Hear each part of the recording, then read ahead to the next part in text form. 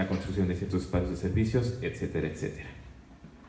Entonces, bueno, no sé cuántos de ustedes estudien filosofía o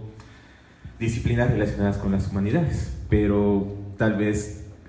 nos podríamos preguntar como filósofos, como interesados en estos tipos de áreas, si ya bien hemos encontrado muchos autores que desde distintas perspectivas ya nos han dicho, nos han advertido respecto a los problemas que las ciudades contemporáneas están desarrollando respecto a la manera en entender las relaciones sociales, la conformación de lo político. ¿La filosofía puede decir algo al respecto? ¿Ustedes qué creen?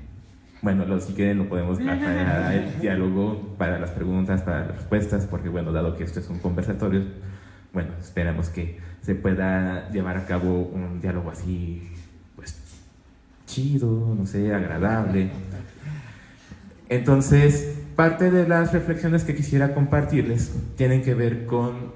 mi proyecto, bueno, mi tesis de licenciatura, que tuvo que ver con un análisis justamente de cómo tratar de hacer un análisis de la cuestión urbana a partir de la filosofía. Entonces, uno de los puntos cardinales de esta reflexión y bueno, del escrito que compartí para el coloquio, bueno, para el seminario en general, tiene que ver justo sobre por qué sería importante recuperar la cuestión de la biopolítica de Michel Foucault. Como ya seguramente han escuchado en otras ocasiones, o como ustedes tal vez ya hayan leído respecto a Foucault, respecto a la cuestión de la biopolítica, pues tal vez no es como muy preciso decir, bueno, la biopolítica es esto. Entonces, uno de los puntos muy importantes de la cuestión de tratar de analizar la cuestión urbana dentro de una perspectiva filosófica,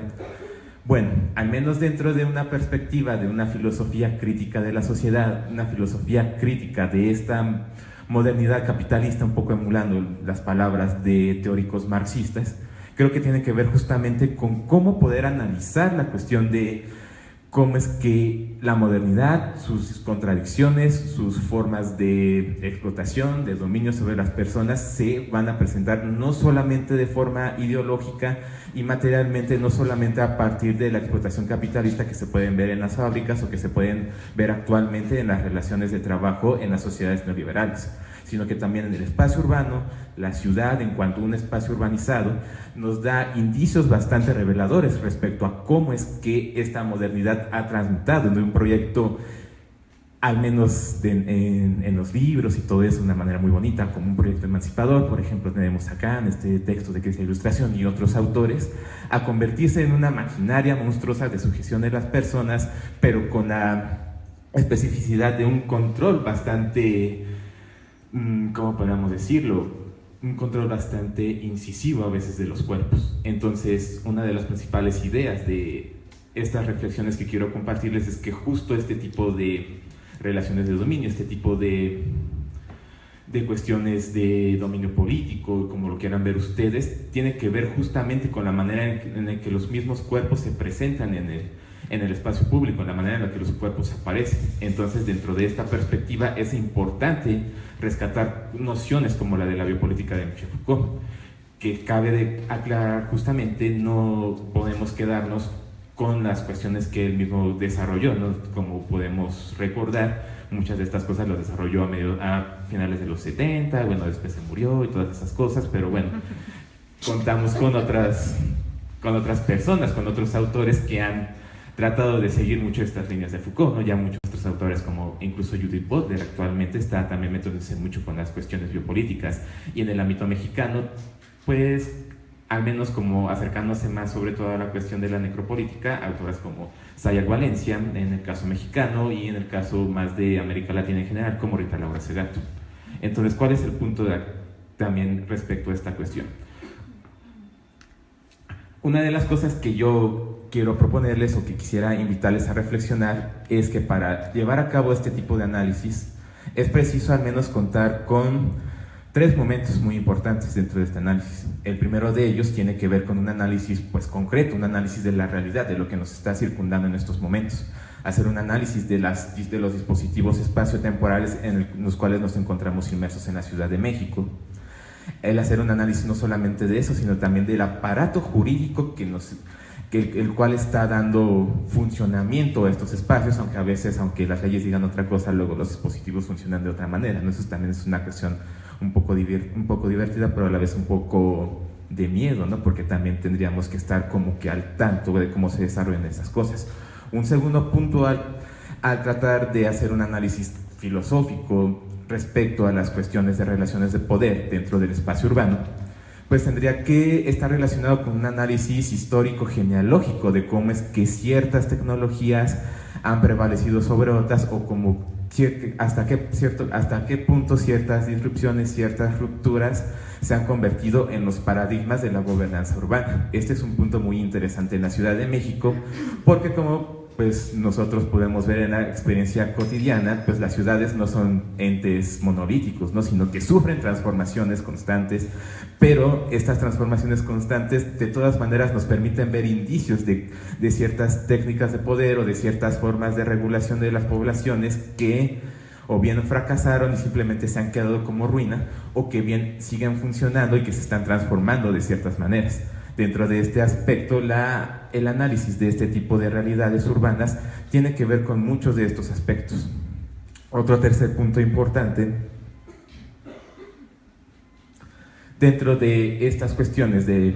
un análisis filosófico de las cuestiones de relaciones de poder en el espacio, pues va a tener que ver justo en la manera en la que, ¿cómo podemos decirlo? Vaya, me puse nervioso. Tranquilo. El papelito. Fue el papelito. Sí. Tiene que ver justo con la manera en la que se presentan las resistencias a estas prácticas tales monopolizadoras, totalizadoras del espacio. Recordemos que Foucault, en uno de sus últimos textos, nos estaba ya diciendo, ¿no? La manera de analizar las relaciones de poder es la forma en la que se han presentado resistencias. También eso sería como un punto importante, ¿no? ¿Qué estrategias contraconductuales, qué movimientos políticos, qué tipo de resistencias han provocado que se presenten ciertas prácticas gubernamentales de sometimiento de los cuerpos? Un ejemplo que podemos tener tal vez ahorita presente es la manera en la que, bajo la normativa, por ejemplo, en el Distrito Federal, bueno, ahora Ciudad de México, CDMX, todas esas cosas, se quieren regular ciertas prácticas del espacio, como es el caso de las movilizaciones sociales, de las marchas. No sé si ustedes hayan revisado tal vez la Ley de Movilidad de la Ciudad de México, que en uno de sus artículos se está ya normando que si quieres hacer una marcha, si quieres hacer una manifestación, tienes que pedir permiso con 48 horas de antelación y tienes que decir al gobierno, pues voy a hacer esta marcha con este propósito, y etcétera, etcétera. Y entonces este tipo de cosas tienen que ver justo, ¿no? Que están respondiendo a ciertas problemáticas, a ciertas cosas que han reactivado movilizaciones sociales, que han reactivado cierto descontento social, bueno, todas las problemáticas que nosotros ya conocemos en nuestro país.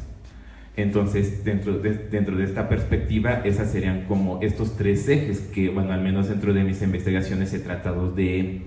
concretar o de pues, reflexionar un poco. Eso es algo que pues también he pues querido como invitarles a ustedes a reflexionar, a dialogar y pues también a preguntar, ¿no? Porque de eso se trata. Y bueno, también otro punto muy importante respecto a esta cuestión de la reflexión respecto a los dispositivos biopolíticos que operan en el espacio urbano, en la ciudad, pues es también comprender la manera en la que estos dispositivos biopolíticos no solamente están funcionando como dispositivos de control y regulación de las poblaciones, sino que a la vez están teniendo su contraparte en que son dispositivos de exclusión de ciertos aspectos indeseables de la población. Porque si recordamos grosso modo, al menos los planteamientos Foucaultianos respecto a la biopolítica, pues es todo un sistema de técnicas, dispositivos e instituciones que tienen como objetivo maximizar o preservar ciertos estilos de vida. Pero ¿cuál es la contraparte de esto? Que toda esta serie de dispositivos tienen como daños colaterales, diría nuestro presidente Calderón, el de la exclusión y el de la silenciamiento de estos sectores de la población que no son deseados o que están siendo abandonados, están siendo vulnerabilizados, ¿no? En el caso de esta ciudad, pues todos estos sectores relacionados con prácticas informales de subsistencia, comercio informal, etcétera, etcétera, pero también con las poblaciones indígenas de la ciudad y otro tipo de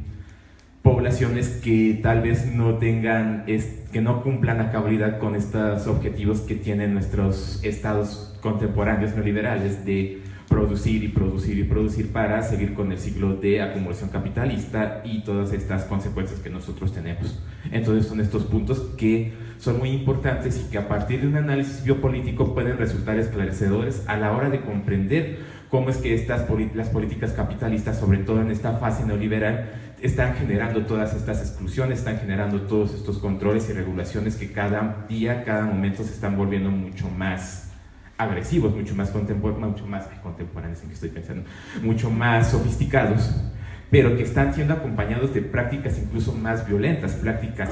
gore, por ejemplo, como diría Sayak Valencia, que tienen que ver con este discurso de seguridad nacional, de proteger a la población de ciertas cosas, pero que a la larga están teniendo ciertas prácticas, ¿no?, que muy pocas veces vemos, ¿no?, como es el de la violencia contra estos sectores vulnerables de la población, pero también el caso de violencia contra personas que se están organizando. Sería como una tarea un poco larga, como señalar muchos ejemplos en la Ciudad de México de este tipo de prácticas violentas, de reconfiguración del espacio, en donde se está tratando de someter gente que está defendiendo su territorio, gente que está defendiendo, por ejemplo, el agua, ¿no? Por ejemplo, cerca de acá que está el pueblo de San Bartolomé Yalco, ¿no?, que están defendiendo su manantial contra estos proyectos que quieren llevar su agua a Santa Fe. Qué bonito, ¿no? Y otro tipo de proyectos privatizadores o que se han venido catalogando dentro de los sociólogos, dentro de los geógrafos sociales, como la gentrificación, que se ha banalizado ya mucho, ya prácticamente cualquier cosa es gentrificación, pero que a la larga son este tipo de cosas que están afectando y que están haciendo una reconfiguración bastante peculiar de lo político. Y ya para finalizar, solamente me falta decir, ya casi acabo, es justo a partir de estas reflexiones, pues sí tratar de hacer una reflexión de cómo afrontar este tipo de dispositivos, cómo afrontar este tipo de prácticas. Esa es como la pregunta de los 64.000 y eso es algo que también tendría que pensarse no solamente desde la academia, sino también que tendría que pensarse conjuntamente desde pues, las cosas que se están haciendo en la calle, no solamente las marchas, no solamente las cosas que se ven al menos de manera muy visible, de manera espectacular, por decirlo de alguna forma, sino también de todas estas prácticas que desde la cotidianidad se están empezando a tratar de resistir, incluso a tratar de reconfigurar su relación con el espacio y por tanto una reconfiguración distinta de lo político. Y desde esta forma tal vez podríamos seguir haciendo caso a personas, a pensadores como Hannah Arendt, de que solamente una persona es política en la medida en la que interactúa en el espacio público, en la manera en la que sale, en la que va a hacer política a las calles, en la convivencia con las demás personas. Pero como diría Judith Butler en franco confrontación con Arendt, esto no solamente tiene que ver con, bueno, voy a participar, soy político y todo ese desmadre, sino que también tiene que ver con los aspectos que nos permiten nuestro desarrollo, nuestra vida política. Y bueno, eso sería todo. Gracias.